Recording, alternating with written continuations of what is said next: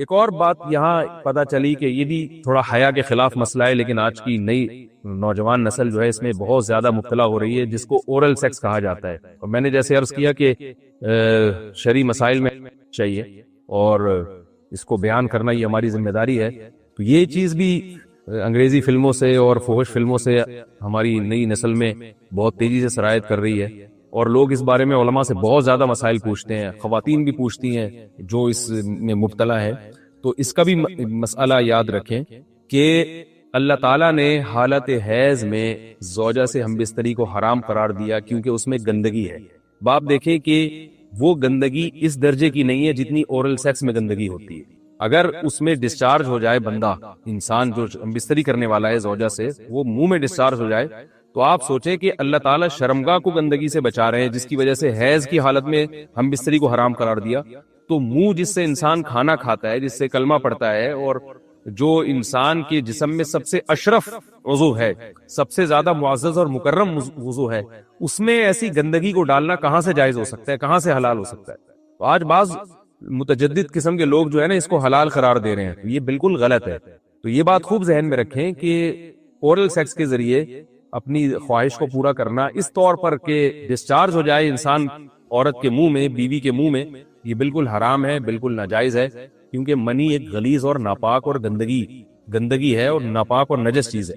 بعض حضرات یہ کہتے ہیں کہ منی پاک ہے، مگر یاد رکھیں منی کے پاک ہونے کے دلائل مضبوط نہیں ہیں، منی کے ناپاک ہونے کے دلائل بہت مضبوط ہیں. سب سے پہلی دلیل قرآن مجید میں آتا ہے الم نخلقکم من ماء مہین، ہم نے تمہیں غلیظ اور پلید پانی سے پیدا کیا، ذلیل پانی سے پیدا کیا ہے. تو اس میں بھی اشارہ ہے کہ منی ناپاک چیز ہے. دوسری بات یہ کہ حدیث میں آتا ہے کہ کنت افرق المنی من ثوب رسول اللہ صلی اللہ علیہ وسلم ثم یصلی فیہ.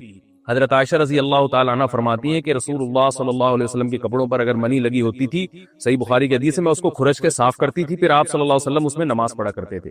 اب بعض حضرات نے یہاں سے استدلال کیا ہے کہ منی اگر ناپاک ہوتی تو حضرت عائشہ اس کو دھوتی، کھرچ کے صاف کرنا اس کی علامت ہے کہ منی پاک ہے.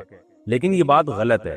اگر منی پاک ہوتی تو حضرت عائشہ کو کھرچنے کی ضرورت نہیں تھی. بات یہ ہے کہ وہ نجاست جس کا ایک باقاعدی جسم ہوتا ہے اور وہ کھرچ کے جسم سے یا کپڑوں سے الگ ہو سکتی ہے، تو اس نجاست کو پاک کرنے کا طریقہ یہ ہے کہ اس کو کھرچ دیا جائے. ناپاک تھی تبھی تو حضرت عائشہ رضی اللہ تعالی عنہ اس کو باقاعدہ کھرچ رہی ہیں اور دور کر رہی ہیں. اور گیلی منی کو یہ ثابت ہے کہ حضرت عائشہ رضی اللہ تعالی عنہ آپ صلی اللہ علیہ وسلم کے کپڑوں سے دھویا کرتی تھی اور آپ صلی اللہ علیہ وسلم اس میں نماز پڑھا کرتے تھے. حضرت عمر رضی اللہ تعالی عنہ کے دور میں کسی شخص کو اطلاع ہوا تو اس نے اپنے پورے جو ہے نا وہ کپڑے دھوئے، تو حضرت عمر نے اس کو منع کیا، فرمایا کہ اتنا کافی تھا کہ اس جگہ کو تم دھو لیتے. تو اس میں بھی حضرت عمر اس کو باقاعدہ دھونے کا حکم دے رہے ہیں. کسی بھی صحابی نے اعتراض نہیں کیا کہ یار یا امیر المومنین آپ ان کو دھونے کا حکم کیوں دے رہے ہیں، منی تو پاک ہے. تو منی کے جو ناپاک ہونے کے دلائل ہیں وہ بہت مضبوط ہیں. باقی اس کو جو کھرچنے کا حکم ہے وہ اس لیے کہ منی کے پاک جو اگر خشک ہو جائے تو وہ کھرچ کے بھی پاک ہو جاتی ہے، اس کو پھر دھونا ضروری نہیں ہوتا. اس کی مثال ایسے جیسے حدیث میں آتا ہے، صحابہ کرام فرماتے ہیں کہ ہمارے تلواروں میں دشمن کا خون لگا ہوتا تھا تو ہم اس کو زمین پہ اچھی طرح رگڑ کے اسی کو لٹکا کے نماز پڑھتے تھے. تو دیکھیں خون بھی ایسی چیز ہے کہ جو سوکھنے کے بعد اس کی ایک پاپڑی سی جم جاتی ہے. تو حالانکہ خون کو بھی ناپاک مانا جاتا ہے، جمہور علماء کے ہاں خون ناپاک چیز ہے، لیکن صحابی کیا کر رہے ہیں، اس کو رگڑ کے زمین پہ اور جو اس کو اچھی طرح رگڑ کے جب اس کا اثر زائل ہو گیا تو اسی کو لٹکا کے نماز پڑھ رہے ہیں. تو جیسے خون ناپاک ہونے کے باوجود رگڑنے سے پاک ہو جاتا ہے، اگر کسی ایسی چیز پہ لگا ہو جو لوہے یا ایسی سخت چیز پہ، تو ایسے ہی منی اگر کپڑوں پہ لگی ہو، خشک ہو جائے تو اس کو اچھی طرح جب کھرچ دیا جائے تو وہ پاک ہو جاتی ہے. لیکن اس سے یہ ثابت نہیں ہوتا کہ منی پہلے سے ہی پاک ہے. ایک اور دلیل منی کے ناپاک ہونے کی یہ ہے کہ جو مدی ہے، ٹرانسپیرنٹ پانی جو مرد کے جسم سے نکلتا ہے، وہ اگر جسم سے نکل جائے تو غسل فرض ہو جاتا ہے، وضو فرض ہو جاتا ہے، اور منی نکل جائے تو غسل فرض ہوتا ہے. اب یہ کیسی بات ہے کہ مدی کے نکلنے سے جس سے وضو فرض ہو رہا ہے وہ تو ناپاک ہے، اور منی نکلنے سے جب غسل فرض ہو رہا ہے بڑی والی طہارت، اس کو ہم پاک قرار دیں. اس لیے امام ابو حنیفہ رحمہ اللہ تعالیٰ کا مذہب منی کے بارے میں کہ یہ نجاست غلیظہ ہے، اور امام مالک کا بھی یہی مذہب ہے. یہ مذہب بہت دلائل کے لحاظ سے قوی ہے. تو اس لیے عورت کے منہ میں ڈسچارج ہونا یہ بالکل حرام ہے، ناجائز ہے، گندگی ہے، اسلام میں اس کی قطعاً اجازت نہیں ہے. اور اگر ان ائمہ کا مذہب لیا جائے جو منی کو پاک سمجھتے ہیں، اس لیے میں یہ عرض کر رہا ہوں کہ بعض حضرات نے اس پہ فتویٰ دیا ہے کہ یہ چونکہ پاک ہے لہذا اگر یعنی کوئی شخص منہ میں بھی ڈسچارج ہو جائے تو یہ بھی جائز ہے. یہ 100% غلط فتویٰ ہے. اس لیے کہ جو حضرات اس کو پاک کہتے ہیں وہ بھی اس کو خبائث میں داخل کرتے ہیں، حرام چیزوں میں داخل کرتے ہیں، اس کا کھانا یا اس کا منہ میں ڈالنا وہ بھی جائز نہیں کہتے، تو اس لحاظ سے بھی یہ ناجائز ہے اور بہت ساری بیماریوں کا ذریعہ بھی ہے۔ دوسرا مسئلہ یہ ہے کہ اگر کوئی ڈسچارج نہیں ہوتا اورل سیکس کے ذریعے تو اس کا شرعی حکم کیا ہے؟ تو اس کا حکم یہ ہے کہ یہ انتہائی سخت درجے کا مکروہ ہے، ناپسندیدہ عمل ہے، اور اس کے سخت درجے کے مکروہ اور حرام نہیں ہے لیکن بہت زیادہ ناپسندیدہ اور شریعت کے مزاج کے بالکل خلاف ہے، اور اسلامی کلچر میں اس کا کوئی تصور نہیں تھا۔ یہی وجہ ہے کہ فقہاء کرام کے ہاں اس چیز کا تذکرہ بہت ہی محدود پیمانے پر ملتا ہے۔ یہ اس کی علامت ہے کہ مسلمان معاشرہ اس چیز سے بالکل بھی واقف نہیں تھا کہ یہ کیا ہوتا ہے، تو یہ چیز غیروں سے آئی ہے، غیر مسلموں سے ہمارے معاشرے میں جو ان کی موویز دیکھ دیکھ کے، فوش فلمیں دیکھ دیکھ کے نوجوانوں میں اس چیز نے سرایت کیا، ورنہ یہ انسان طبی طور پر اس عمل سے بہت زیادہ نفرت کرتا ہے، کوئی بھی شریف الطبع آدمی ذہنی طور پر اس کے لیے تیار نہیں ہوگا۔ تو میں پھر بھی یہ کہہ رہا ہوں کہ بہرحال علماء اس کو ناجائز اور حرام نہیں سمجھتے، اس لیے کہ میاں بیوی ایک دوسرے سے جس طرح سے چاہیں استمتاع کر سکتے ہیں، لیکن سخت ناپسندیدہ بہرحال ہے اور مکروہ چیز ہے، اور اس قابل نہیں ہے کہ اس کی حوصلہ افزائی کی جائے۔ یہ اس کے بارے میں ہے کہ جب یعنی جو ہے وہ ادخال کیا جائے اس فم کے اندر، اس جو ہے مرد اس میں باقاعدہ جو ہے وہ تلذذ حاصل کرے، اگر ایسا نہ ہو بلکہ باہر سے استمتاع کیا جائے، جیسے بعض جگہ ایسا ہوتا ہے کہ کیا نام ہے عورت کو اس چیز سے گھن آتی ہے کہ وہ اپنے منہ میں اس گندگی کو لے کر جائے، تو پھر بعض شوہر زوجہ کو مجبور کرتے ہیں کسنگ وغیرہ پر، تو یہ کم درجے کی کراہت ہے، یعنی یہ بھی ناپسندیدہ تو ہے مگر یہ اس درجے کا مکروہ، اس درجے کا ناپسندیدہ نہیں ہے۔ دوسری بات یہ کہ یہ جو میں نے پوری ڈیٹیل بیان کی ہے، یہ اس صورت میں ہے اس کے مکروہ اور ناپسندیدہ ہونا کہ عورت اس کے لیے ذہنی طور پر آمادہ ہو۔ یہ بات خوب یاد رکھیں، اگر عورت کو اس عمل سے گھن آتی ہے تو پھر مرد بیوی کو اس کام پر مجبور ہرگز نہیں کر سکتا، کیونکہ یہ نکاح کے جو ایگریمنٹ ہے، مقتضیات ہیں، اس کے خلاف ہے، یعنی یہ اس میں داخل نہیں ہے۔ عورت اپنے آپ کو ہم بستری سے تو نہیں روک سکتی، مرد جب چاہے گا بیوی سے ہم بستری کر سکتا ہے، عورت کو اجازت نہیں ہے، لیکن خاص اس عمل سے عورت مرد کو روک سکتی ہے اگر وہ ذہنی طور پر اس کے لیے آمادہ نہیں ہے۔ یہ تو میں نے اورل سیکس سے متعلق کچھ فقہی حکام بیان کیے ہیں۔ دوسری بات یہ، اس کا بھی مسائل پوچھے جاتے ہیں کہ بعض مرد اپنی زوجہ کو مجبور کرتے ہیں غیر فطری طریقے سے ہم بستری کرنے پر، پچھلے راستے پر ہم بستری کرنے پر، تو یہ بات یاد رکھیں کہ ایسی صورت میں عورت پر اصل حکم یہی ہے کہ وہ ایسے مرد سے طلاق لے لے اور اس کو اپنے قریب نہ آنے دے، کیونکہ اس میں نقصان یہ ہوتا ہے کہ اگر عورت اس کام کی مرد کو اجازت دے دے تو کچھ وقت کے بعد اس کی اپنی نیچر تبدیل ہو جاتی ہے، اپنی فطرت بدل جاتی ہے، اور اسے اسی غیر فطری کام میں لذت آنا شروع ہو جاتی ہے۔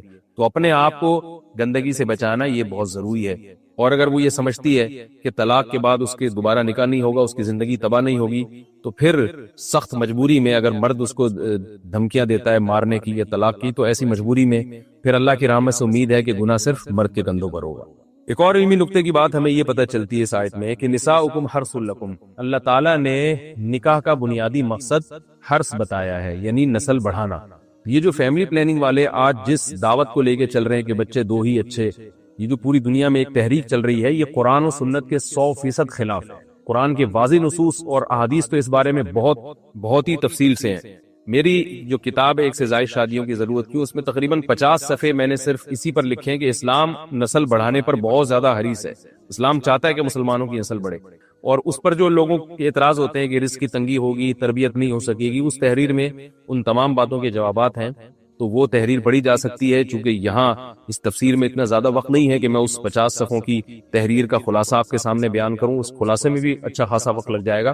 تو یہ جو باتیں کی جاتی ہیں کہ رزق کم پڑ جائے گا اور جو ہے وہ لوگ بھوکے مرنا شروع ہو جائیں گے اگر نسل بڑھے گی، یا بعض دفعہ یہ کہا جاتا ہے بچوں کی صحیح طرح سے تربیت نہیں ہو سکے گی، یہ سب غلط باتیں ہیں۔ یہ اس کو کہتے ہیں نقطہ بعد الوقوع، کہ ایک کام الٹا پہلے ہم نے کر لیا ہے، اب اس غلط کام کو صحیح کرنے کے لیے ہم بہانے تلاش کر رہے ہیں۔ تو یہ نسل مسلمانوں میں جو کم ہوئی ہے اس لیے نہیں ہوئی ہے کہ بچوں کی تربیت نہیں ہو رہی تھی، بلکہ یہ میڈیا کے ذریعے جو پروپیگنڈا ہوا ہے، اس پروپیگنڈے سے متاثر ہو کر 2 بچوں والی پالیسی پر لوگ آ رہے ہیں۔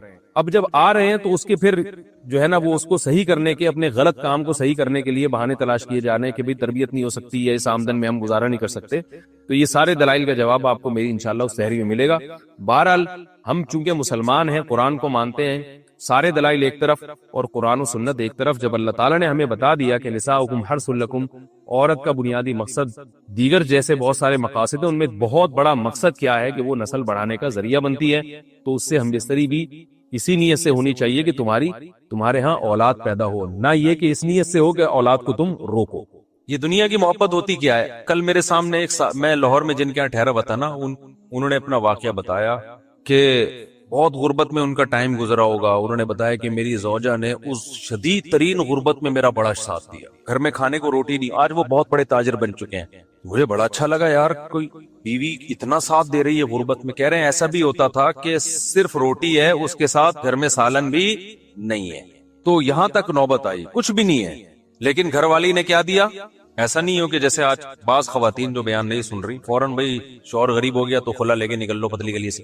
اسی میں بچے بھی دڑا دڑ پیدا ہو رہے ہیں، اسی غربت میں بچے بھی کیا ہو رہے ہیں؟ اللہ پہ توکل بھی ہے نا، حالانکہ وہ کوئی زیادہ کوئی مولانا بھی نہیں ہے، کوئی ایسا بھی نہیں کوئی بہت زیادہ دیندار سمجھے جاتے ہوں، ایسی نارمل ایک تاجر ہے، بزنس مین ہے، اولاد بھی نہیں روکی، گھر میں کھانے کو روٹی نہیں ہے، بچے بھی پیدا ہو رہے ہیں، کہ کھلانے والا کون ہے؟ اللہ۔ دیکھو قیامت کے دن پتا چلے گا اللہ کی نظر میں کون اچھا تھا کون برا تھا۔ گیٹ اپ تو بھائی سارے بڑے اچھے اچھے بنا کے گھوم رہے ہوتے ہیں، حاجی پاجی تو سارے بن جاتے ہیں۔ حضرت حکیم الامہ مولانا شرف علی تھانوی رحمہ اللہ تعالی فرمایا کرتے تھے کہ اسلاف میں نا، جو اسلاف تھے ہمارے تابعین، صحابہ، تبع تابعین، ان کے ہاں ظاہری عمل سے زیادہ دل کے عمل کی ویلیو تھی کہ اندر سے بندہ کیسا ہے، اندر سے ٹھیک ہے یا نہیں ہے۔ اور ہم لوگ جو فوکس کرتے ہیں وہ ظاہر کو زیادہ فوکس کرتے ہیں، اندر کو فوکس نہیں کرتے۔ ہر چیز میں ایسا ہی ہو رہا ہے۔ جب ہم مانتے ہیں کہ خدا ہے، رزق اس کے ہاتھ میں ہے، اور وہ منع کر رہے ہیں نسل روکنے سے کہ غربت کے خوف سے نسل مت روکو، تو مان لو یار وہ وہی کھلاتا ہے۔ اوپر سے بولنے والے آپ کو مارکیٹ میں بہت ملیں گے، لیکن یہ اوپر سے ہی ہے، یہ جملہ نیچے نہیں اترتا۔ اور اس کے پھر صرف اولاد کے روکنے پہ اثرات نہیں آتے، باقی زندگی میں بھی اس کے اثرات آتے ہیں۔ اولاد کا روکنا تو ایک اس کا اثر ہے جو ظاہر ہو رہا ہے، باقی جگہوں پہ بھی کنجوسی نظر آئے گی، اللہ پہ توکل نظر نہیں آئے گا، کیونکہ جب توکل نہیں ہے تو پھر کہیں بھی نہیں ہوتا ہے تو سب جگہ ہوتا ہے۔ سمجھتا نہیں ہے نا بات کو۔ تو انہوں نے مجھے بتایا کہ میرے ایسے حالات تھے اور اس طرح بچے بھی پیدا ہو رہے ہیں اور بیوی بھی نہ نسل روک رہی ہے اور ساتھ دے رہی ہے، اور اس غربت میں کہتے ہیں جب پیسہ آنا شروع ہوا، بہت محنت کی انہوں نے، تو بیوی کیا کہہ رہی ہے؟ آپ کے بھائی غریب ہیں، آپ ان کو سپورٹ کریں۔ میں نے کہا یار ایسی خاندانی بھابی، یار ایسی خاندانی عورتیں مارکیٹ میں مرد نہیں ہیں، عورتیں کہیں ہماری برائی کر رہے ہیں، مرد کون سا ایسا خاندانی ہے؟ مثال دے رہا ہوں میں، ان کی تو بیگم ایسی خاندانی تھی نا۔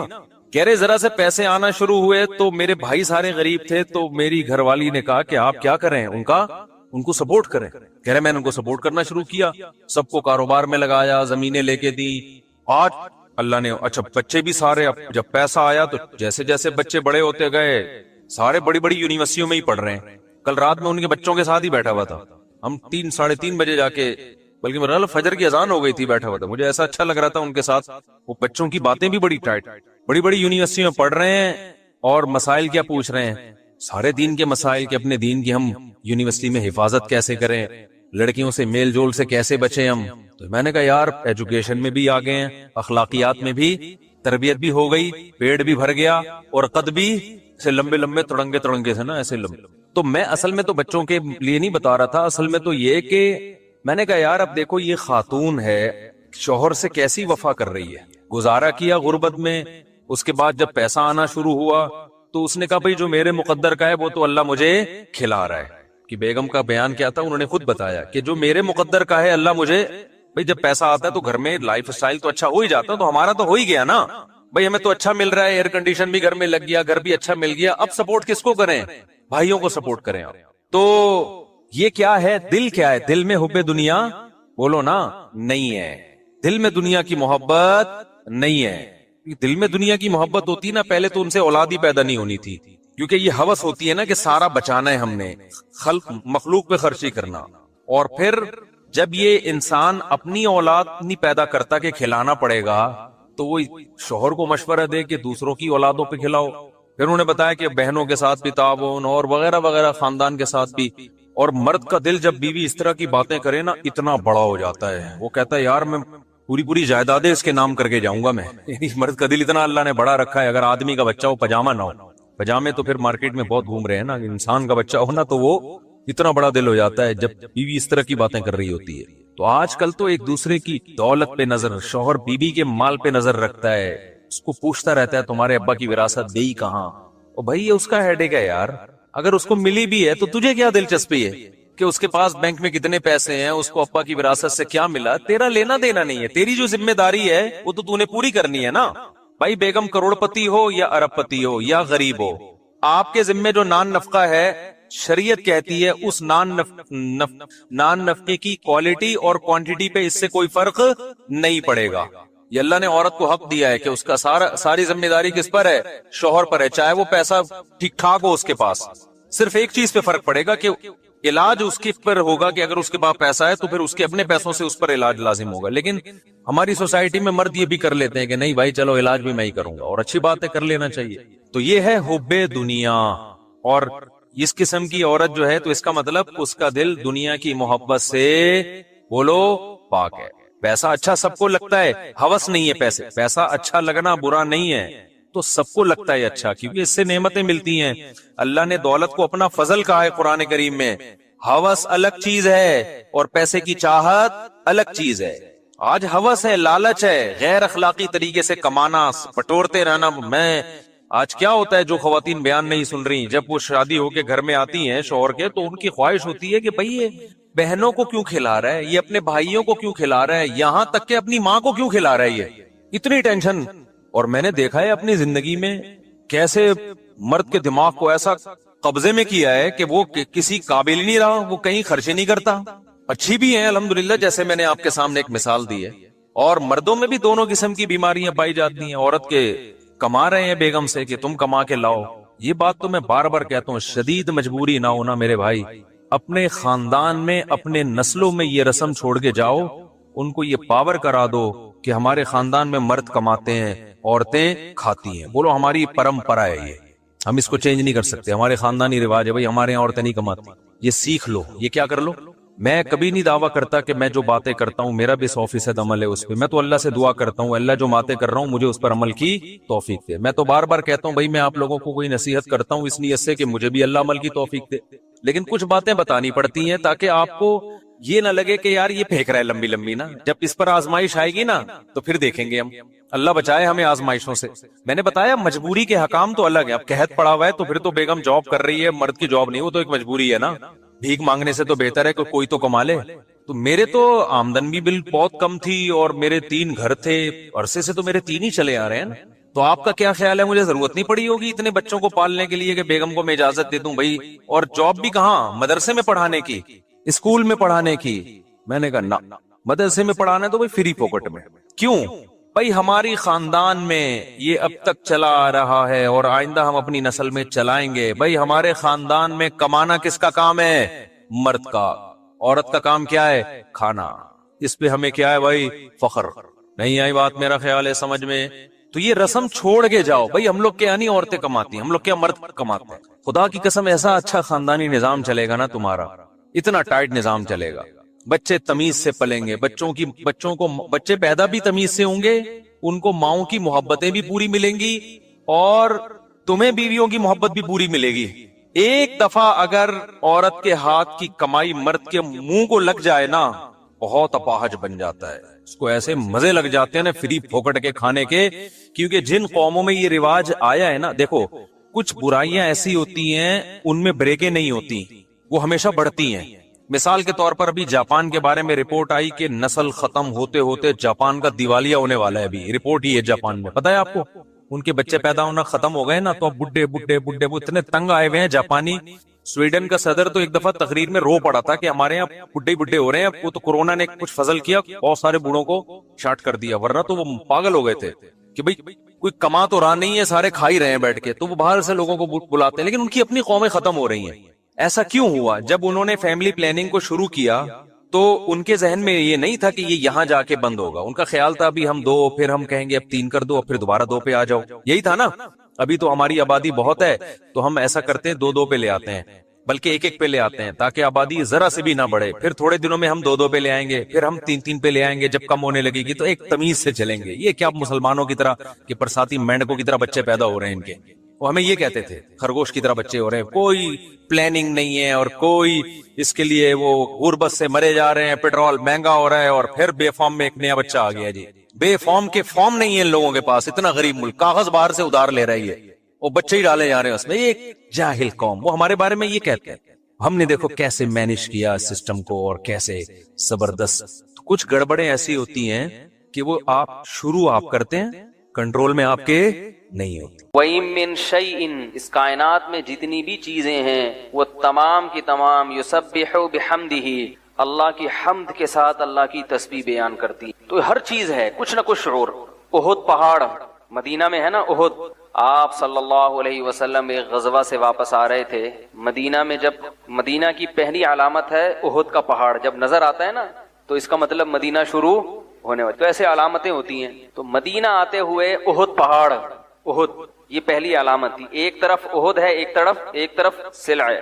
تو آپ صلی اللہ علیہ وسلم جب مدینہ کی طرف آ رہے تھے تو احد پہ نظر پڑی آپ کی. آپ صلی اللہ علیہ وسلم خوش ہوئے, فرمایا احد جبل یحبنا ونحبہ, احد ایک ایسا پہاڑ ہے جو ہم سے محبت کرتا ہے اور ہم اس سے محبت کرتے ہیں. آپ صلی اللہ علیہ وسلم کو احد پہاڑ سے محبت تھی اور آپ نے یہ بھی بتایا کہ احد کو بھی ہم سے محبت. تو پہاڑ بھی سمجھتا ہے, یعنی کچھ نہ کچھ اللہ نے اس میں بھی حص, کب سے ہزاروں سال سے وہ پہاڑ وہیں کھڑا ہوا ہے. مدینہ جب جائے نا تو احد پہاڑ کو محبت سے دیکھا کرے. انسان کو اپنے محبوب کے محبوب سے بھی محبت ہوتی. ایک شاعر نے کہا ہے نا, حمامت جرع حومت الجند لسجعی فانت بمرء من سعاد ومسمعی. جن کو عشق ہوتا ہے نا ان کو یہ باتیں سمجھ میں آ جاتی ہیں. حمامت جرع حومت الجند لسجعی فانت بمرء من سعاد ومسمعی.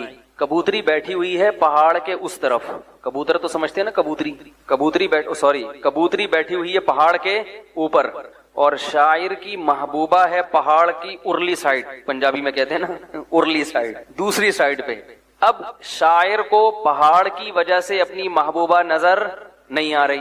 کیا خیال ہے؟ ویسے تو پہلے ویسے بھی نظر نہیں آتی تھی, پہاڑ نہ بھی ہوتا, برقع ہوتا تھا, لیکن چلو برقعے میں تو آتی تھی نا, مگر تو پہاڑ کی وجہ سے برقعے میں بھی نظر نہیں آ رہی.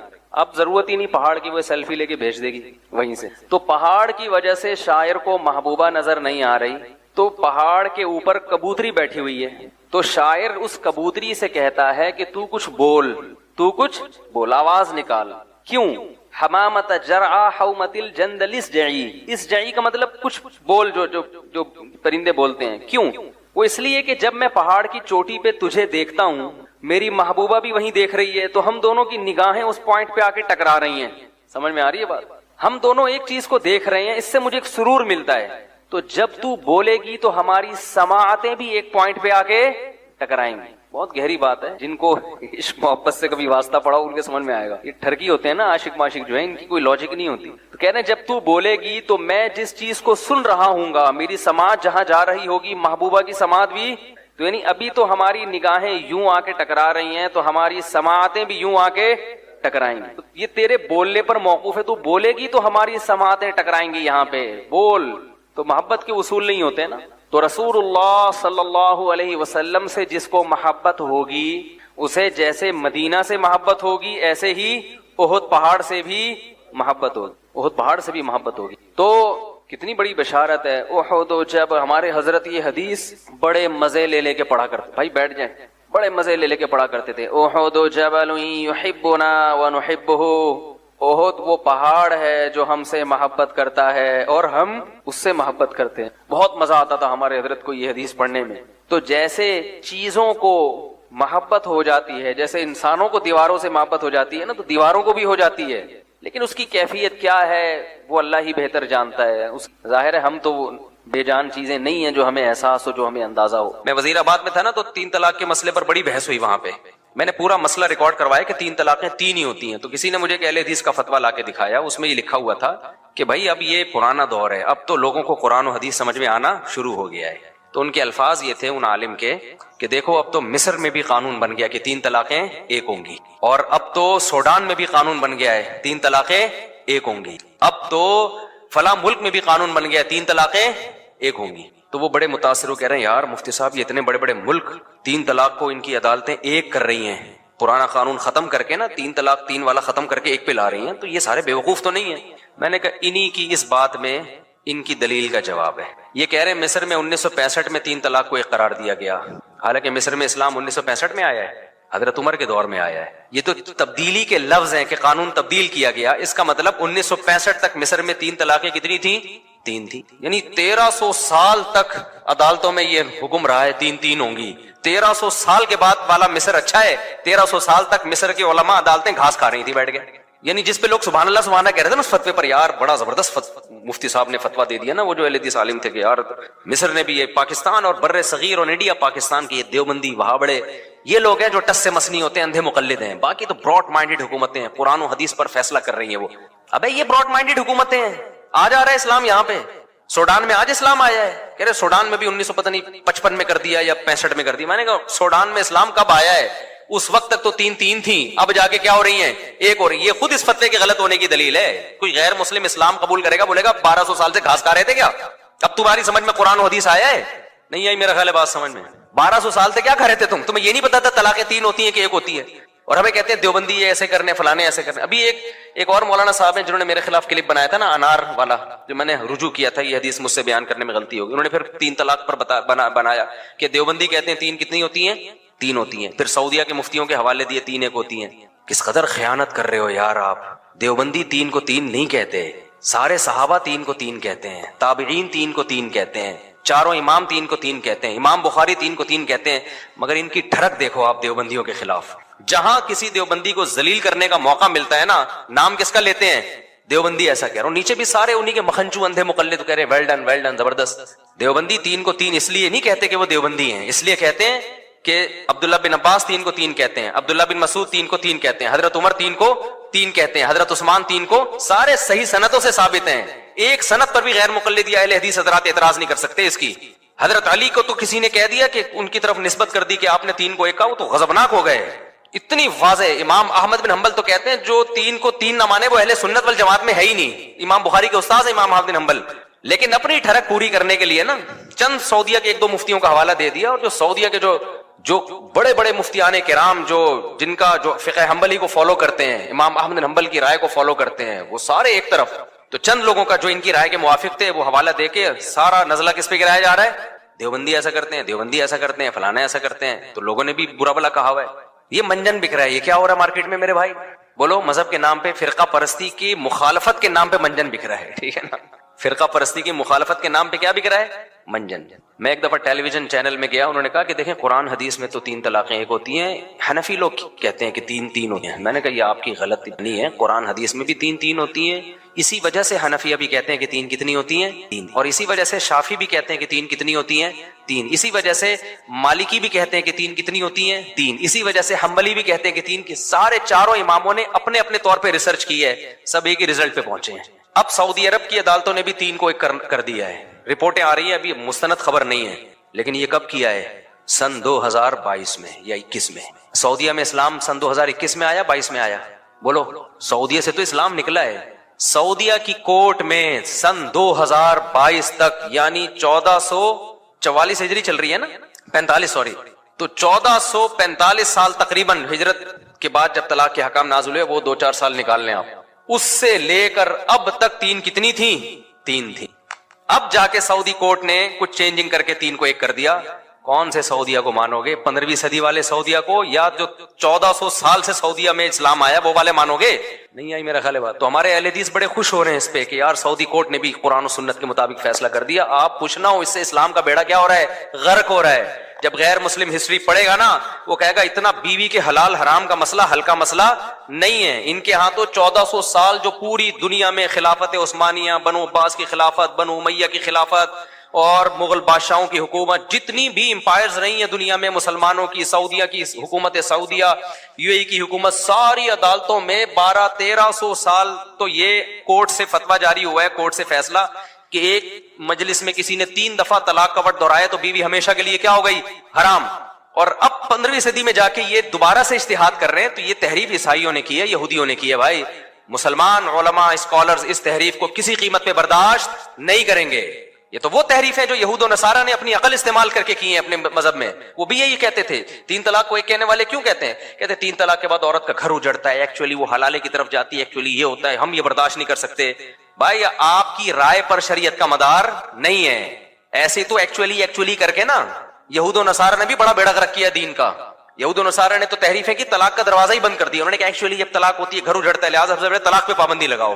انہوں نے تو پھر 4 شادیوں سے بھی زیادہ ان کے مذہب میں اجازت تھی. انہوں نے کہا ایکچولی جب ایک بیوی کے بعد دوسری آتی ہے, پہلی کو تکلیف ہوتی ہے, پادریوں نے 2 شادیوں پر کیا کر دی, پابندی لگا دی. یہ تو اسلام کا حسن ہے کہ یہ تحریف علماء ہونے نہیں دیتے. سمجھتے ہو کہ نہیں سمجھتے ہو؟ علماء یہ تحریف نہیں ہونے دیتے. وہ آواز اٹھاتے بولتے ہیں ہم نہیں مانیں گے اس تحریف کو. بھائی قرآن آج تھوڑی آیا, صدیوں سے جو آ رہا ہے, اور اسی وجہ سے ہم چاروں اماموں کی اتباع کا حکم دیتے ہیں تاکہ آپ ٹریک سے ہٹے نہیں. قرآن و سنت کے نام پہ آپ کو کوئی بھی منجن بیچ کے نا ٹریک سے ہٹا دے گا. اس وجہ سے ہم اس کی پابندی کا حکم دیتے ہیں کہ اس کو پکڑ کے رکھو.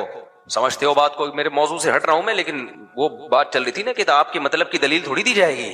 دلیل وہ دی جائے گی جو جس کے تصور سے کسی دوسری چیز کا تصور لازم آ رہا ہے. اور کہیں بھی قرآن میں نہیں ہے 3 طلاقیں ہوتی ہیں, کہیں بھی حدیث میں نہیں ہے. یہ مسئلہ میں اس لیے بار بار ریپیٹ کرتا ہوں کہ لوگ آج کل دے رہے ہیں طلاقیں, اور طلاقیں دینے کے بعد پھر وہ باتیں کر رہے ہوتے ہیں, فلاں سے فتویٰ لے آؤ, فلاں سے فتویٰ لے آؤ. زبانوں پہ کنٹرول کرو میرے بھائی. اللہ نے جب کوئی نظام بنایا نا, بہت سوچ سمجھ کے بنایا. انسان کی عقل وہاں تک نہیں پہنچتی جہاں اللہ کا قانون پہنچتا ہے. ہمیں لگ رہا ہوتا ہے کہ 3 طلاقیں دینے سے عورت کا گھر برباد ہو رہا ہے, لیکن اس میں بہت ساری مصلحتیں ہیں جو اسلام چاہتا تھا. ناجائز ہے طلاقیں دینا اکٹھی, لیکن اللہ نے نافذ اس لیے کیا ہے کہ اختیارات اللہ نے مرد کو دیے, طلاق دینے کے مرد کو دیے. عورت کی جان چھوٹنا اسلام میں مرد سے آسان نہیں ہے. یہ عدالتی خلا ولا تو بکواس ہے, بالکل فضول چیز ہے یہ, اس کی کوئی شرعی حیثیت نہیں ہے. بار بار کہتا ہوں, جج اپنی بیوی کو طلاق دے سکتا ہے, دوسروں کی بیویوں کو طلاق نہیں دے سکتا. فضول چیز ہے بالکل. کچھ دن پہلے ایک بہت بڑے جج سے میری ملاقات ہوئی, میں نے کہا یہ بکواس ہے, یہ فضول ہے, یہ طلاق والا کے جو آپ لوگ دے رہے ہو نا کورٹ میں بیٹھ کے. بڑے جج تھے, تو تھوڑی سی بحث بھی ہو رہی تھی ان سے میری. وہ کہہ رہے ہیں ایکچولی, میں نے کہا ایکچولی نہیں ہوتا. آپ بول دو یہ اسلام نہیں ہے, یہ پاکستان کا قانون ہے, اسلام کا لیبل نہیں لگا ہوا, اسلام کا لیبل نہیں لگاؤ. یہ کوئی نہیں ہوتا ایکچولی. جس کی بیوی ہے وہی سالہ طلاق دے سکتا ہے, اس کے علاوہ کوئی نہیں دے سکتا. جج وج نہیں دے سکتا طلاق, چند صورتوں کے علاوہ. وہ میں بار بار بتاتا رہتا ہوں. بے تحاشا مار پیٹ, بالکل ہی نان نفقہ بنیادی نہیں دے رہا, نہ رکھ رہا ہے نہ چھوڑ رہا ہے. بعض لوگ شادی کر کے نکل گئے باہر, 4 سال بیوی کو پتہ ہی نہیں ہے. بیوی رابطہ کر رہی ہے, بھائی یا تو مجھے رکھو یا چھوڑو, کچھ کرو. کہنے نہ چھوڑوں گا نہ رکھوں گا. یہ سچویشن میں پھر شریعت نے کچھ رائٹس دیے عدالت کو. نارملی یہ بولو نہیں ہوتا.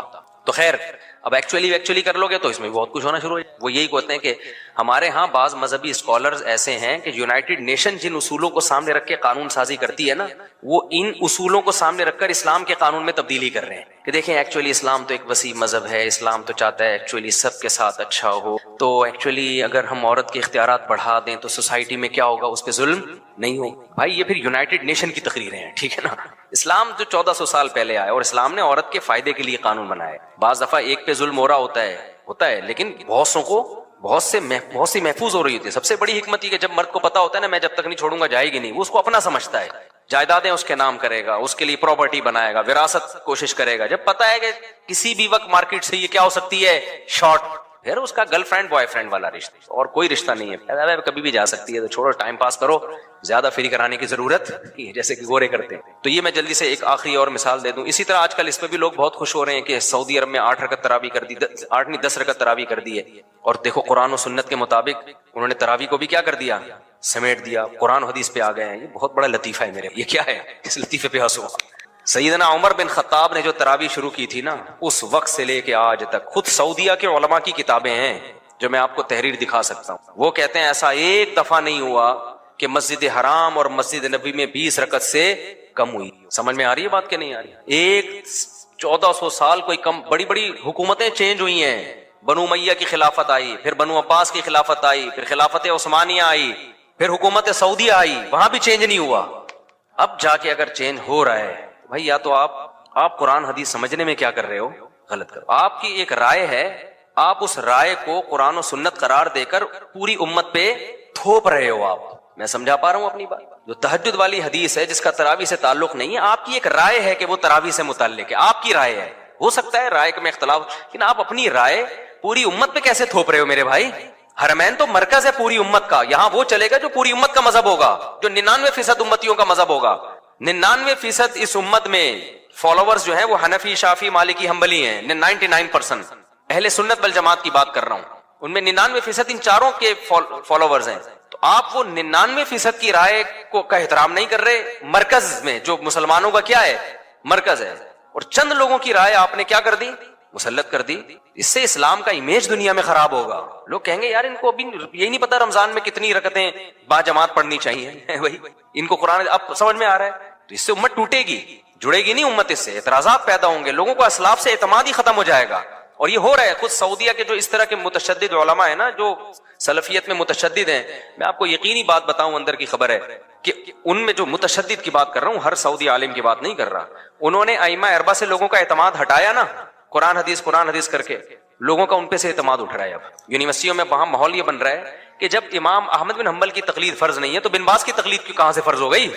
پھر ہماری جو سمجھ میں آئے گا وہ کبھی کسی غامدی صاحب جیسے کسی اسکالر کی کتاب پڑھ رہے ہوتے ہیں. ابھی دیکھو نا، حج کا خطبہ بھی بڑی کوئی متنازع قسم کی شخصیت سے دلوایا گیا سعودی عرب میں. تو اب وہ تو پھر آزادی ہے بھائی.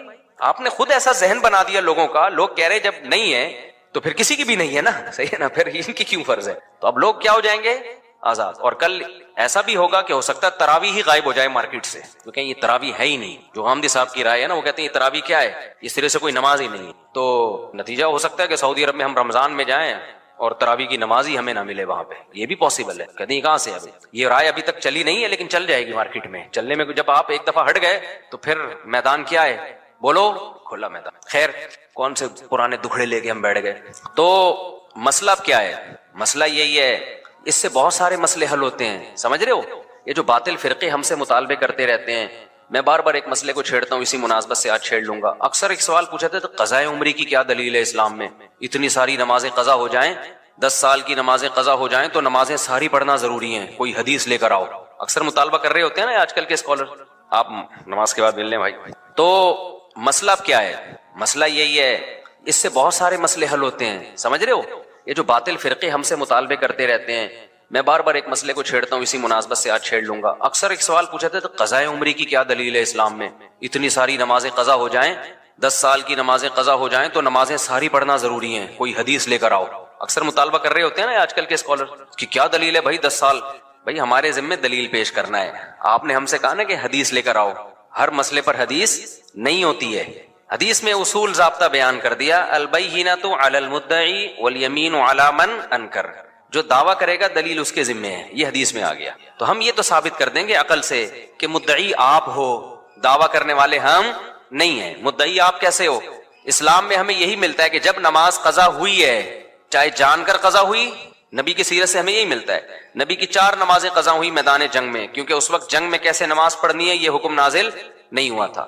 4 نمازیں قضا ہوئی ہیں تو نبی نے پہلے ان کی قضا پڑھی ہے، پھر استغفار. تو آپ کی نماز جان کر قضا ہو، بھولے سے قضا ہو، 4 ہوں یا 4000 ہوں، اس فرق پر آپ کے پاس کوئی دلیل نہیں ہے. اب دلیل آپ کے ذمے ہے کہ اگر 4 نمازیں قضا ہوں تو پڑھی جائیں گی، 4000 قضا ہوں تو نہیں پڑھی جائیں گی. اس کی کیا دلیل ہے آپ کے پاس؟ اس پر کیا حدیث ہے آپ کے پاس؟ یہ تو آپ نے جرم کیا نا، 10 سال نمازیں چھوڑی ہیں تو فوراً آیت پیش کر دیتے ہیں، ما جعل علیکم فی الدین من حرج. اللہ نے دین میں کوئی حرج نہیں رکھا. سوال پیدا ہوتا ہے اس کی کیا دلیل ہے کہ اس میں حرج ہے؟ 10 سال کی نمازیں کسی پر لازم کرنے میں حرج ہے؟ کہاں حرج ہے بھائی؟ ہم 10 سال کی نمازیں یہ تھوڑی کہہ رہے ہیں کہ ایک دن میں پڑھو، ہم کہہ رہے ہیں 10 سال کی نمازیں 10 سال میں پڑھو. آپ اب بھی حرج ہے کیا؟ اپنی طرف سے چیزیں بناتے ہیں. آج کل مارکیٹ میں چائنا کا مال بہت بک رہا ہے مذہب کے نام پہ. تو اجماعی مسئلہ ہے یہ کہ اگر نماز قضا ہو گئی، چاہے 10 سال ہو 20 سال ہو، آپ کو وہ توبہ کے ساتھ وہ قضاء عمری بھی کرنی پڑی. اجماعی مسئلہ ہے. جو اجماع کے خلاف جاتا ہے دلیل اس کے ذمے ہوتی ہے. اسی طرح عورتوں مردوں کی نماز کا فرق جو میں بتاتے رہتا ہوں، اجماعی مسائل ہیں یہ کہ عورتیں سمٹ کے نماز پڑھیں گی. اب جو اجماع کے خلاف جائے گا دلیل اس کے ذمے ہے کہ وہ پیش کرے، کہ عورت کے بارے میں الگ سے حدیث پیش کرے کہ نہیں عورت بھی مردوں کی طرح نماز پڑھے گی. جب تک حدیث نہیں ہے تو اجماع سے یہ بات ثابت ہے کہ کیسے پڑھے گی؟ سمٹ کے نماز پڑھے گی. تو اور بھی ایک میں نے بتایا تھا نا گاؤں میں جمعہ نہیں ہوتا، بتایا تھا نا مسئلہ. ایک اہل حدیث عالم ہے، انہوں نے میرے خلاف ایک کلپ ریکارڈ کروا دیا فوراً. میں نے اس پہ دلیل بھی دی تھی کہ گاؤں میں جمعہ نہیں ہوتا. کیوں؟ صحیح حدیثوں میں یہ مضمون ہے کہ نبی صلی اللہ علیہ وسلم کے پیچھے صحابہ کرام گاؤں دیہاتوں سے باریاں لگا کے جمعہ پڑھنے آیا کرتے تھے مدینہ میں.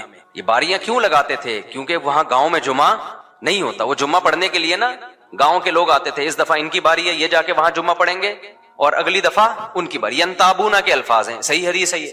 کتنی بڑی دلیل ہے. حالانکہ ظہر کی نمازیں تو وہ باریاں لگا کے نہیں پڑھنے آ رہے نبی کے پیچھے, فجر کی نمازوں میں باریاں نہیں لگا رہے, عصر کی نمازوں میں باریاں ان کو پتہ یہاں ہو جاتی ہے, جمعے میں باریاں لگا رہے ہیں وہ. تو اہل حدیث عالم نے فوراً, ایک تو وہ بعض ان کے علماء ایسے ہیں, سب کی بات نہیں کر رہا ہے, وہ طنز بہت کرتے ہیں, ایسے کرتے ہیں جیسے ان کو کچھ پتہ ہی نہیں ہے.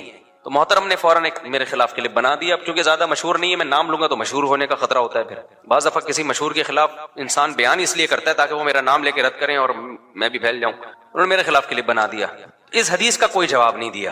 کتنی بڑی دلیل ہے یہ. جواب یہ دیا کہ فلاں حدیث میں ملتا ہے کہ بحرین میں ایک گاؤں تھا جہاں جمعے کی نماز ہوتی تھی.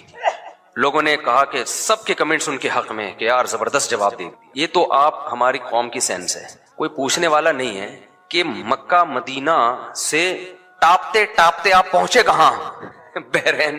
جبکہ دیگر روایات سے پتہ چلتا ہے کہ وہ گاؤں نہیں تھا, قصبہ کبیرہ تھا, بہت بڑی آبادی تھی. وہ قریہ کبیرہ ہونا, یہ بڑا قصبہ, وہ بھی شہری کے حکم میں ہے. یہ تو خود اس بات کی دلیل ہے کہ اگر بحرین کے کسی گاؤں میں ہو رہا ہے اور بیچ کا کوئی گاؤں آپ کو ایکسپلین کرنے کے لیے نہیں ملا, تو یہ تو ہماری دلیل ہے. اس کی علامت ہے کہ واقعی نبی کے دور میں گاؤں میں جمعہ نہیں ہوتا تھا. اور اللہ نے بتا دیا کہ اے نبی آپ نے ابراہیم کا واقعہ بھی ان کو سنایا اور بہت ساری باتیں, توحید کے دلائل, اللہ کی نعمتیں بھی بیان کر دی.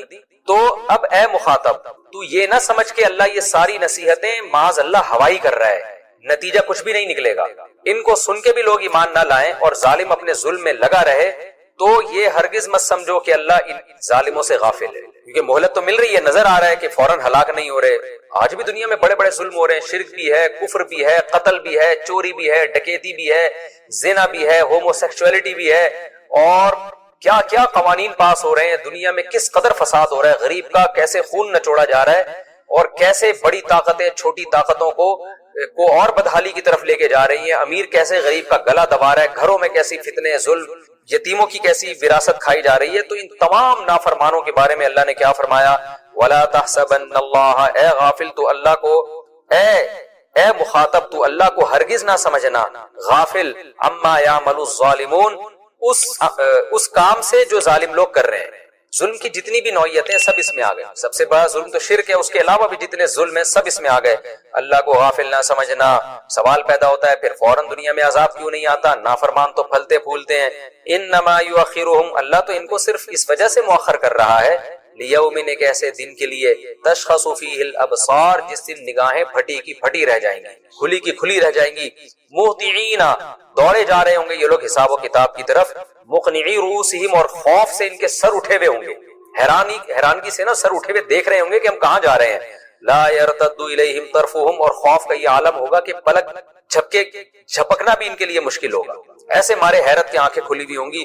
وافئدتہم ہوا, یہ تو ان کی ظاہری حالت ہے, اور دل کی حالت کیا ہوگی کہ وہ عقل سے اور شعور سے عاری ہو چکے ہوں گے, خوف کی وجہ سے خالی ہو چکے ہوں گے.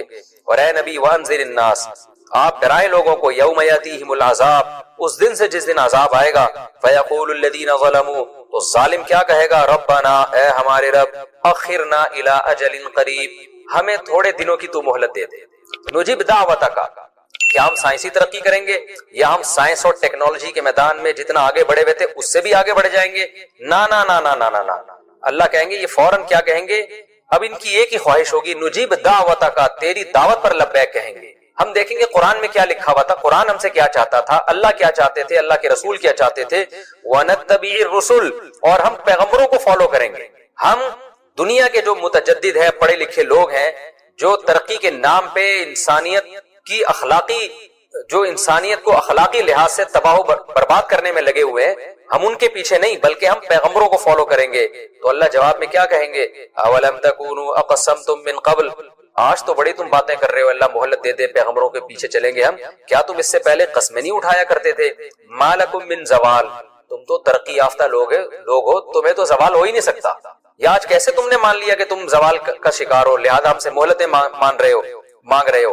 وَسَكَنْتُمْ فِي مَسَاكِنِ الَّذِينَ ظَلَمُوا, اور ہم نے عقلی دلائل تو بہت رکھے تھے, ہم نے ایسی بستیوں کے نشانات بھی چھوڑے تھے جن کے پاس تم گزر کے دیکھتے خدا نے ان کو کیسا تباہ و برباد کیا ہے. وَسَكَنْتُمْ فِي مَسَاكِنِ الَّذِينَ ظَلَمُوا أَنفُسَهُمْ، اور تم ان بستیوں میں بھی رہے ہو، ان لوگوں کی بستیوں میں گزرے ہو، وہاں ٹھہرے ہو، قیام کیا تم نے جنہوں نے اپنی جانوں پر ظلم کیا تھا. وَتَبَيَّنَ لَكُمْ كَيْفَ فَعَلْنَا بِهِمْ، اور تمہارے سامنے واضح ہو گیا تھا ہم نے ان کے ساتھ کیسا سلوک کیا ہے. وَضَرَبْنَا لَكُمُ الْأَمْثَالَ، اور ہم نے قرآن میں تمہارے لیے ان کی مثالیں بھی بیان کی تھی. قوم نوح کے واقعے بیان کیے، قوم سمود کے واقعے بیان کیے، قوم عاد کے واقعے بیان کیے، قوم لوط کے واقعہ بیان کیا. اتنی ساری ہم نے واقعات کی مثالیں تمہارے سامنے بیان کی تھی، اس کے بعد بھی تمہیں عقل نہیں آئی، لیکن پھر بھی یہ اسلام کے خلاف تدبیروں میں لگے رہے. تو قرآن پیغمبر کو اور جس ہر زمانے میں جو بھی دین کی دعوت کا کام کر رہے ہیں ان سب کو تسلی دیتا ہے. وَقَدْ مَكَرُوا مَكْرَهُمْ، تحقیق انہوں نے اپنا مکر کر لیا ہے. وَعِنْدَ اللَّهِ مَكْرُهُمْ، لیکن تسلی رکھو اللہ کے علم ہے ان کا مکر، یہ کیا کچھ کر رہے ہیں اللہ کو معلوم ہے. وَإِنْ كَانَ مَكْرُهُمْ لِتَزُولَ مِنْهُ الْجِبَالُ، اور مکر بھی ان کا کمزور نہیں ہے، ایسا مکر ہے کہ اگر پہاڑوں پہ وہ چل جاتا تو پہاڑ اپنی جگہ سے ہل جاتے. یہ بلاغت ہے سمجھانے کے لیے کہ ایسے ایسے مکر انہوں نے کیے ہیں. لیکن فَلَا تَحْسَبَنَّ اللَّهَ، بس اے مخاطب تو پریشان مت ہو، تو دین کی دعوت میں اور دین پر چلنے میں لگا رہے، توحید پر قائم رہے. کیوں؟ بس تو ہرگز اللہ کو غافل، اللہ کو یہ نہ سمجھ مخلف وعدہ رسولہ، کہ اس نے اپنے پیغمبروں سے جو وعدے کیے ہیں جنت اور جہنم کے، اللہ ان وعدوں کی خلاف ورزی کرے گا؟ نہ نہ نہ نہ، اللہ ایسا نہیں کرے گا. کیوں؟ اللہ کی تو صفت ہے ان اللہ عزیز، وہ ہر چیز پر غالب بھی ہے، جو چاہے کر سکتا ہے. ذو انتقام، انتقام لینا بھی اس کی صفت ہے. تو اللہ جب ایسے وعدے کر رہا ہے جو اللہ ہی کی فطرت ہے تو ان وعدوں کی خلاف ورزی کیوں کرے گا وہ؟ یوم تبدل الارض غیر الارض، یہ وعدے اس دن پورے ہوں گے جس دن زمین کو تبدیل کر دیا جائے گا دوسری زمین سے. کیونکہ حدیث میں آتا ہے کہ جب سور پھونکا جائے گا نا تو یہ زمین آسمان سب برباد ہو جائیں گے، تباہ ہو جائے گا، پورا کائنات کا نظام تباہ ہو جائے گا. پھر دوسرے سور میں اس نظام کو اللہ دوبارہ بحال کریں گے. تو یہ زمین ٹوٹ کے جو نئی زمین بنے گی اس کو اللہ تعالیٰ اس زمین کو دوسری زمین سے تشبیہ دے رہے ہیں کہ اس زمین کو اللہ نئی زمین سے تبدیل کر دیں گے. تو وہ نئی کا مطلب ضروری نہیں کہ بالکل ہی مادہ ہی الگ ہوگا، ہو سکتا ہے یہی والی زمین ہو، لیکن چونکہ ٹوٹ کے تباہ ہو کے دوبارہ ریپیئرنگ ہوگی، اس کی دوبارہ بنے گی، تو اس لیے اس کو نئی زمین سے اللہ نے تعبیر کر دیا ہو. اور یہ بھی ممکن ہے کہ اللہ کوئی نئی زمین قائم کر دیں، اس کا علم اللہ کے پاس ہے. والسماوات، اسی طرح آسمان بھی تبدیل کیے جائیں گے. وبرسول اللہ الواحد القہار، اور یہ سارے کے سارے لوگ اس اللہ کے سامنے کھڑے ہو جائیں گے جو ہر چیز پر، جو اکیلا بھی ہے، ہر چیز پر غالب بھی ہے. وتر المجرمین، اور اے مخاطب تو اس دن مجرمین کو دیکھے گا، یومئذ، جس دن ایسا ہوگا یعنی میدان حشر قائم ہوگا، مقرنین فی الاصفاد، کہ یہ زنجیروں میں جکڑے ہوئے ہوں گے. سرابیلہم من قطران، آگ کے کرتے پہنے ہوئے ہوں گے انہوں نے. ظاہر آگ کا تو کرتا نہیں ہوتا، یعنی کرتا جیسے پورے جسم کو ڈھانپ لیتا ہے، ایسے آگ نے ان کے جسموں کو ڈھانپا ہوا ہوگا. وَتَغْشَى وُجُوهَهُمُ النَّارُ، اور آگ ان کے چہروں کو بھی ڈھانپے گی. لِيَجْزِيَ اللَّهُ كُلَّ نَفْسٍ مَا كَسَبَتْ، تاکہ جس نفس نے بھی جو برائی کی ہے نا اس کو اس کا بدلہ مل جائے. بس اللہ کو ایک، اللہ کی عادت ہے کہ چھوڑے گا نہیں اللہ تعالیٰ جو دنیا میں ظلم کر رہا ہے. دیکھیں اس دنیا میں کیسے کہ آج لبرل لوگ، ایتھیس لوگ کتنے آرام سے کہہ دیتے ہیں کہ کوئی حشر نہیں ہے، کوئی جنت جہنم نہیں ہے، اللہ کو کیا پڑی کہ جہنم میں ڈالے لوگوں کو. وہ یہ نہیں دیکھتے کہ اس دنیا میں 100 انسانوں کے قاتل بھی گزرے ہیں، اس دنیا میں لاکھوں انسانوں کو قتل کرنے والے بھی گزرے ہیں. اس لیے اللہ فرماتے ہیں لیجزی اللہ کل نفس ما کسبت. یہ کیسے ہو سکتا ہے کہ جو مرضی بدماشی کرتے رہو اللہ ایسے ہی چھوڑ دے. اسی طرح دوسرے مقام پہ آتا ہے سورہ قلم میں، ام نجعل المتقین کالفجار، مار کے اگر ہم نے مٹی کر دینا ہے سب کو، اس کا مطلب جو اچھا کر کے جا رہا ہے اس کا انجام بھی مٹی، اور جو برا کر کے جا رہا ہے اس کا انجام بھی مٹی. تو کیا دونوں کو ہم برابر کر دیں؟ ایسا کیسے ہو سکتا ہے؟ یہ تو اللہ پہ بہت بڑا الزام ہے. تو اس لیے اللہ کہتے ہیں یہ ایسی سخت سزا اس لیے ہوگی لیجزی اللہ کل نفس ما کسبت، کہ جس نفس نے بھی جو برائی کمائی ہے اس کو اس کا پورا پورا بدلہ مل جائے. ان اللہ سریع الحساب، بہت جلد اللہ حساب لینے والا ہے. اب اللہ نے سورت کا اختتام ایک خلاصے کے طور پر کیا کہ دیکھو ہم نے اپنی طرف سے توحید کے دلائل بھی دے دیے، پیغمبر کی رسالت کے دلائل بھی، اسلام کے برحق ہونے کے دلائل بھی، اور جو اس پر چلے گا اس کو کیا ثواب ملے گا، جنت، اور جو اس کی مخالفت کرے گا اس کے لیے کیسی جہنم کی آگ ہے. سب کچھ ہم نے بیان کر دیا. اس بیان کو اللہ نے فرمایا ھذا بلاغ للناس، یہ ساری دنیا کے سارے انسانوں کے لیے بلاغ ہے، یعنی ہماری طرف سے پیغام کا پہنچا دینا ہے. ہم نے حجت تمام کر دی. وَلِيُنذَرُوا بِهِ، تاکہ لوگوں کو اس بلاغت کے نتیجے میں علم بھی حاصل ہو، اور تاکہ ان کو اس کے ذریعے ڈرایا جائے. کیا مطلب؟ یہ ہم نے جو یہ نازل کیا کلام، اب اس کے ذریعے قیامت تک لوگوں کو ڈرایا جاتا رہے گا. جب پڑھیں گے تو ان کو احساس ہوگا اور غفلت کے پردوں سے باہر نکلیں گے.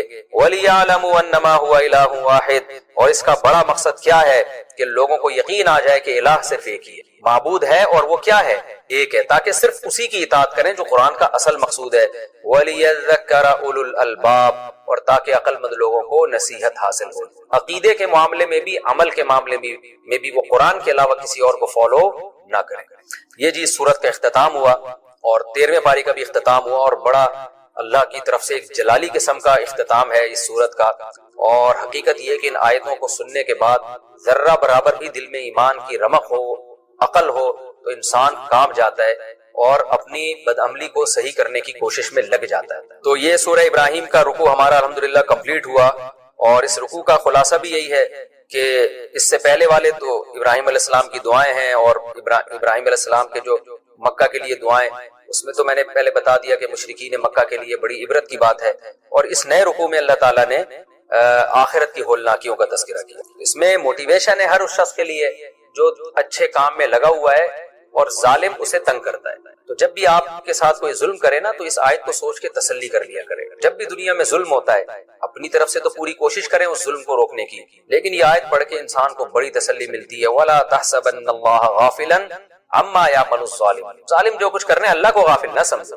ہم غافل ہو سکتے ہیں، بلکہ عجیب بات یہ جس پہ ظلم ہوتا ہے نا، بعض دفعہ وہ خود بھول جاتا ہے کہ کس نے میرے پہ ظلم کیا تھا، لیکن اللہ کہہ رہے ہیں اللہ کو غافل مت سمجھو. ہمیں صحیح حدیث سے پتہ چلتا ہے کہ قرب قیامت میں جب مسلمان بہت قسمہ